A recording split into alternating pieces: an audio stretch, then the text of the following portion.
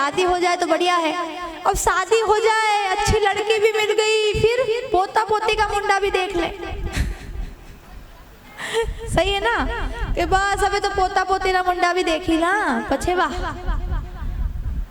अब पोता पोती भी हो जाए तो इनकी भी शादी हो जाए, फिर ये टेंशन।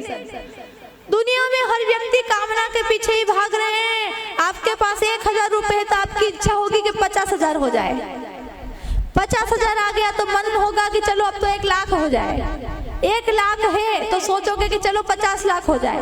50 लाख मिल गया, चलो अब तो करोड़ों में हो जाए। कामना खत्म हुई? बोले किसी की कामना खत्म नहीं होती है, इसलिए तो दुखी रहते हो।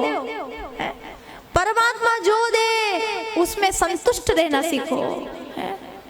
परमात्मा जो दे दे उसमें संतुष्ट रहना सीखो, उसमें संतुष्ट रहो कि भगवान आपने जो दिया वो स्वीकार है। सबसे बड़ा धन ही संतोष धन है।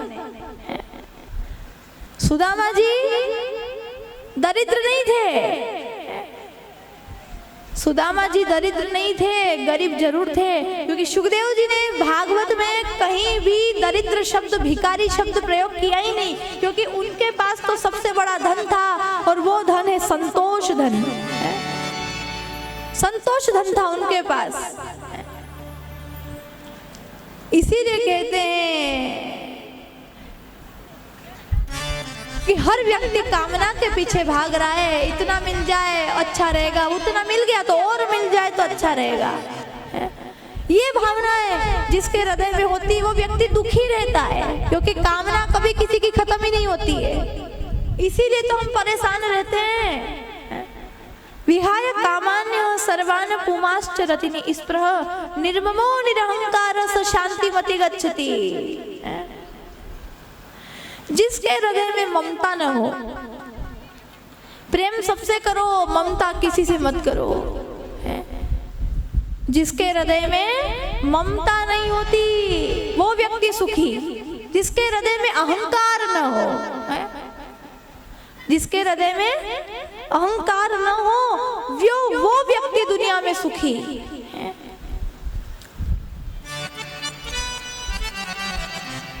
तो भगवान गीता में यही कह रहे हैं कि सुखी वही इंसान है जिसके हृदय में कोई बिना कारण की कोई कामना न हो, अहंकार न हो, ममता न हो। उसे ही खुशी मिल सकती है, उसे ही सुख मिल सकता है। सुख की कामना तो करते हैं लेकिन सुख तो भगवान के पास ही है, दूसरी जगह तो सुख है ही नहीं। है क्या? नहीं है, सुख कहीं नहीं है। भगवान की कृपा को पहचानो, भगवान की कृपा को अपनाओ। अब जैसे ही भगवान राम समझ गए लक्ष्मण जी को जनकपुर देखना है, लेकिन कह नहीं पा रहे, डर के कारण संकोच हो रहा है तो बोल नहीं पा रहे, पर जनकपुर देखना चाहते हैं। तो गुरु जी से कहा, विश्वामित्र जी से, कि गुरुदेव लक्ष्मण की इच्छा है जनकपुर देखने की, तो आप कहो तो हम जनकपुर हो आए। तो गुरुदेव ने भी कहा कि बिल्कुल राम जी, बिल्कुल जाओ और अपने सुंदर मुख पूरे जनकपुर को दिखाओ। जाओ, सभी के नेत्रों को सफल करो कि सभी के नेत्र तुम्हें जी भर करके देखे। जाओ, चिंता मत करो, जाओ और सभी को अपनी सुंदर सी सूरत दिखाओ। अब दोनों भाई जा रहे हैं। भगवान श्री रामचंद्र जी और लक्ष्मण जी जब निकलने लगे ना जनकपुर से, सभी स्त्रियां देखने लगी आपस में, अरे इतने सुंदर कौन है, इतने सुंदर कौन है। ऊपर खिड़कियों से देखने लगी कि ब्रह्मा जी के तो 4 मुख हैं, शिव जी के 5 मुख हैं, और शंकर भगवान तो पूरे शरीर में भस्म चौपड़ते हैं, लेकिन फिर भी इतने सुंदर नहीं लगते। विष्णु भगवान शेष शैया पर सोते हैं, फिर भी इतने सुंदर नहीं लगते। ये दोनों इतने सुंदर हैं, कहाँ जा रहे हैं, कहाँ से आए हैं। तो एक सखी ने कहा दूसरी सखी से, एक सखी दूसरी सखी से कहने लगी कि सखी, सुना है कि ये जो आगे आगे चल रहे हैं ये कौशल्या जी के पुत्र राम हैं, और जो पीछे की तरफ चल रहे हैं ये सुमित्रा जी के पुत्र लक्ष्मण जी है। क्या अच्छा? तो एक सखी कहने लगी कि सखी सखी, मैं तो कहती हूँ कि ये वर ही जानकी जी को मिलेगा, ये वर ही जानकी जी के योग्य है, देखना। तो एक सखी बोली ऐसा नहीं हो सकता, क्योंकि राजा ने तो प्रतिज्ञा की है कि जो धनुष तोड़ेगा उसी से विवाह होगा। राजा ने प्रतिज्ञा कर रखी है, और ये सुंदर राजकुमार के धनुष तोड़ सकते हैं क्या? इतने सुकुमार हैं, इतने कमजोर हैं, क्या ये धनुष तोड़ सकते हैं? ये धनुष नहीं तोड़ पाएंगे। किसी ने कहा कि बिल्कुल तोड़ेंगे। एक सखी बोली दूसरी सखी से कि क्यों नहीं तोड़ेंगे?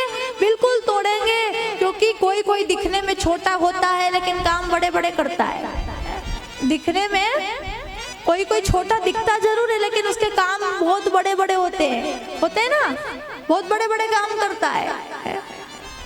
चिंता मत करो, इन्होंने अहिल्या जी का उद्धार किया, इन्होंने राक्षसों की सेना का संहार किया था।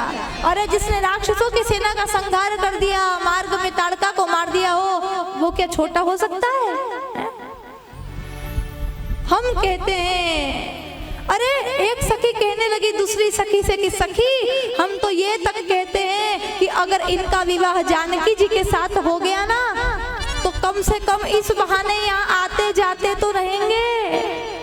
इस बहाने जनकपुर में आया जाए तो करेंगे, और आया जाया करेंगे तो हमें भी दर्शन हो जाएगा। इसी बहाने अगर विवाह नहीं हुआ तो ये यहाँ नहीं आएंगे, विवाह हो जाएगा तो आया जाया करेंगे, जमाई बन जाएंगे ना। विवाह हो जाएगा तो जमाई बन जाएंगे, और जमाई बनेंगे तो आना जाना ही पड़ेगा। अगर विवाह नहीं हुआ तो इनकी सुंदर सी सूरत हम देख नहीं पाएंगे। सखियों ने कहा कि अगर परमात्मा की निष्ठा सच्ची है, परमात्मा ने जानकी जी को बनाया है, तो परमात्मा ने ऐसा वर भी, ये सलोना वर उन्हीं के लिए रच रखा है। हमें पूरा विश्वास है कि जानकी जी के लिए तो ये ही वर योग्य है।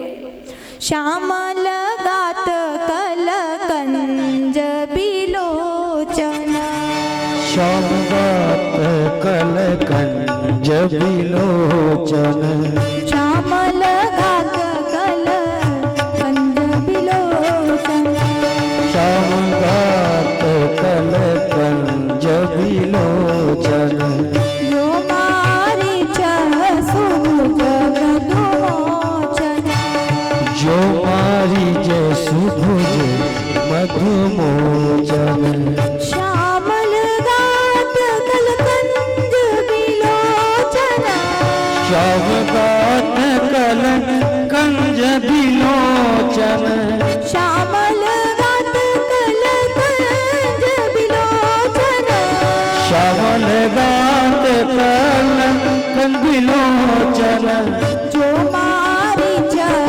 सुभुज मधुमोचन, जो मारी जय सुभुज मधुमोचन, जो मारी चह सुभुज मधुमोचन, जो मारी जय सुभुज मधुमोचन, श्याम लगात कलकंज बिलोचन, श्याम लगात कलकंज बिलोचन, श्याम लगात कलकंज बिलोचन, श्याम लगात कलकंज बिलोचन, जो मारी चह सुभुज मधुमोचन, जो मारी जय सुभुज मधुमोचन। सब स्त्रियां एक दूसरे की तरफ देख देख करके बातें कर रही है कि ये ही वर सीता जी के योग्य है, ये ही सीता जी को मिलेगा। देखना, अगर इनका विवाह सीता जी के साथ हो गया तो इस बहाने जनकपुर आया जाए तो करेंगे, अगर नहीं हुआ तो नहीं आएंगे, और नहीं आए तो हमें दर्शन कैसे होगा। देखना, यही धनुष को तोड़ेंगे, यही धनुष को तोड़ेंगे।